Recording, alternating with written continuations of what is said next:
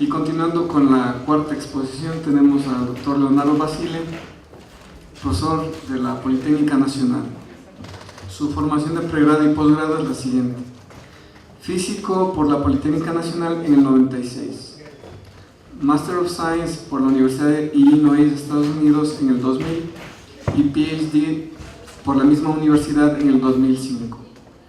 Su exposición trata de lo siguiente: fabricación de celdas fotoelectroquímicas. Veamos lo que puedo mostrarles a ustedes. Una pequeña introducción. El problema de la energía sabemos que es un problema importante, acuciante. Se estima que el consumo global de energía se va a duplicar en los próximos tal vez 30, 40 años, y el tener acceso a fuentes de energía causa evidentemente preocupación a los gobiernos por diferentes factores. Podemos mencionar que los combustibles fósiles son finitos, hay problemas de seguridad, hay problemas de cambio climático. En el caso ecuatoriano, de la matriz energética que salió en el año 98, sabemos que nuestras reservas hay una tendencia a disminuir los recursos energéticos del Ecuador. La siguiente, e incluso en una de las conclusiones ciertamente sorprendentes de la matriz energética, indica que si el Estado no asigna suficientes recursos para la exploración, incluso el Ecuador en algún momento se convertirá en un importador de petróleo. A pesar de que tengamos petróleo, ciertamente podemos seguir quemando petróleo, pero está claro que el uso de los combustibles fósiles está estrechamente correlacionado a las concentraciones de los famosos gases de invernadero. En particular, el CO2.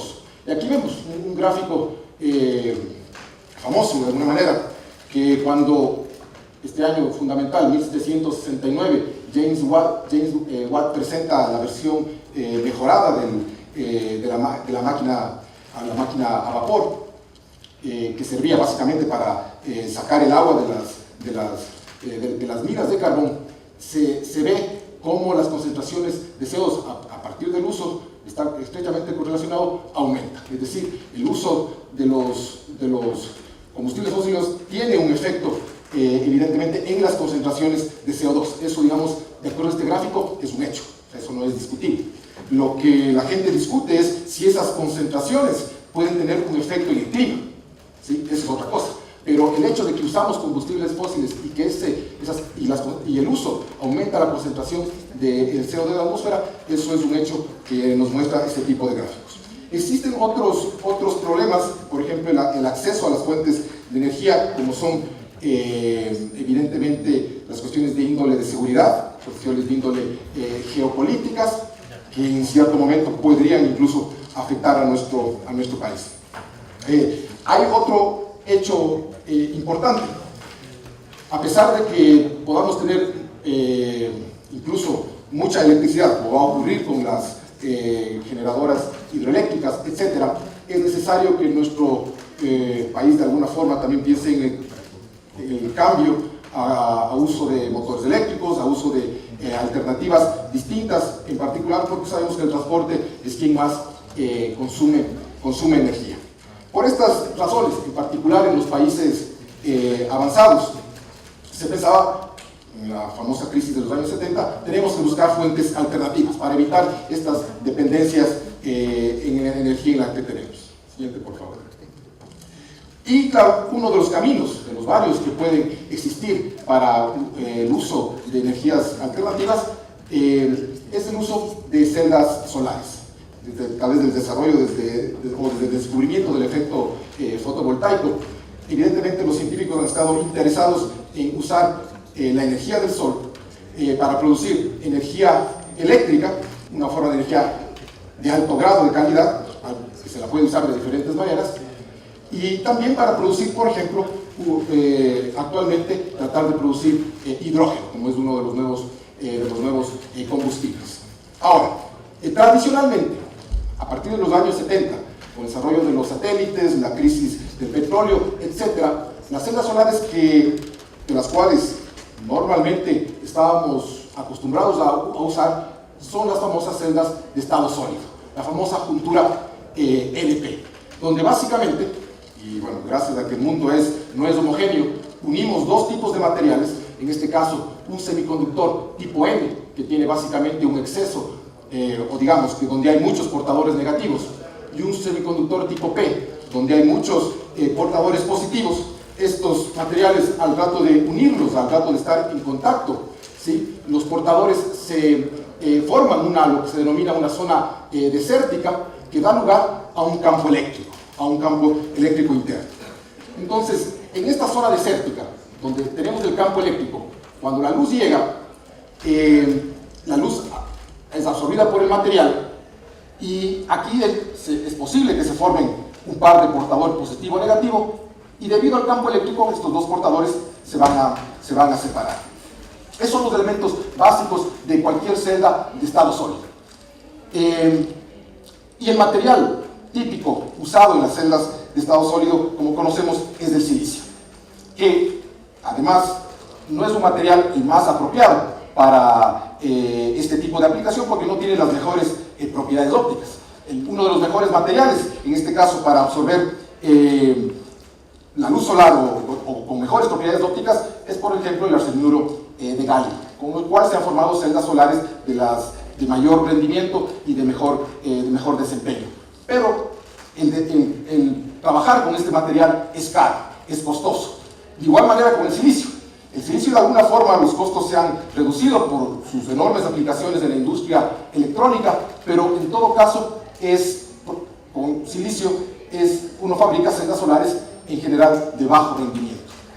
Es un proceso que es altamente costoso, intensivo desde el punto de vista energético, es decir, y esa es una de las razones por las cuales evidentemente celdas solares no las vemos en todos los techos de las casas, aparentemente, porque la energía del sol de alguna forma está ahí, gratis para todo uso. Entonces, una alternativa a este tipo de celdas de estado sólido ha sido usar otro tipo de paradigma, podríamos decir. En vez de tener una juntura, en este caso, semiconductor, buscar una juntura semiconductor, por ejemplo, y reemplazar el otro semiconductor con algún tipo de electrolito, con algún tipo de material distinto. Y esto tiene, de alguna forma, inspiración en la fotografía. Recordemos que Edmundo Becquerel, en el año 1839, descubrió el efecto fotoeléctrico, poniendo dos electrodos de platino en una solución de un haluro metálico. Irradió luz, y en esta solución él vio que se formaba una diferencia de potencial. Es decir, la primera celda, de alguna forma fotovoltaica, fue una celda de naturaleza electroquímica, ¿sí?, no de estado sólido. Edmundo Becquerel desarrollaba eso por su uso en la fotografía. En esos tiempos la fotografía se había descubierto unos pocos años antes, y había esa necesidad de desarrollar emulsiones, de desarrollar elementos que sean activos, que sean sensibles a la luz. Se dieron cuenta que después de que usando tintes especiales se podría mejorar la sensibilidad de estas películas en principio fotográficas.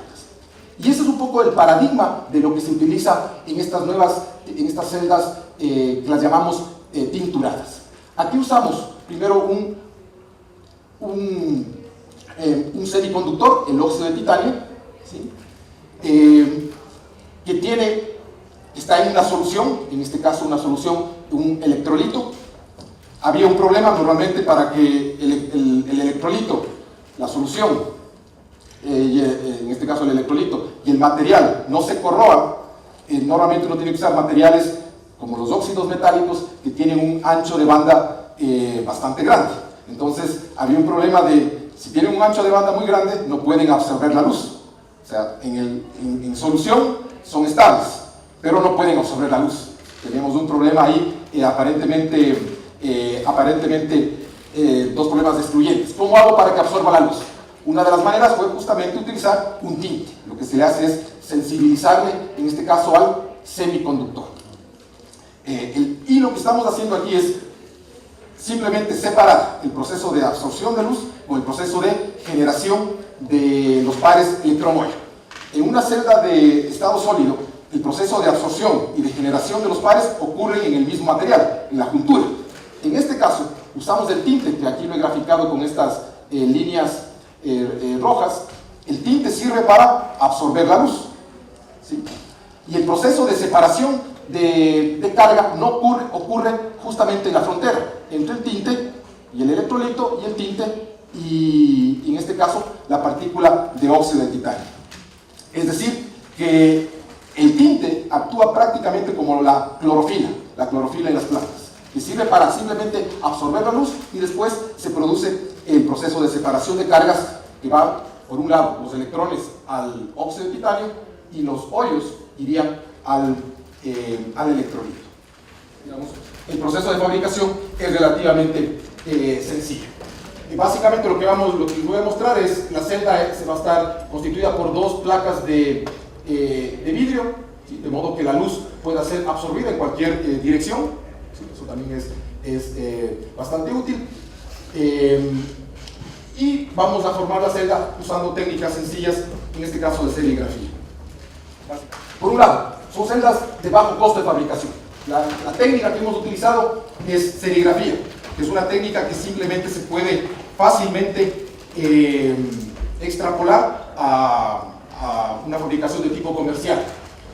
Usamos materiales de naturaleza abundante y baratos. El óxido de titanio es un material barato, ahora se lo puede conseguir nanoparticulado por kilos ahí en China o en cualquier lado. No es un material tóxico.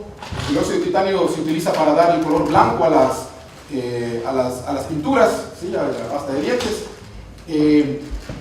En principio los materiales que usamos son de alguna forma compatibles con el medio ambiente, los tintes. En general se está haciendo, por ejemplo, un esfuerzo para tratar de utilizar tintes de naturaleza orgánica, ¿sí?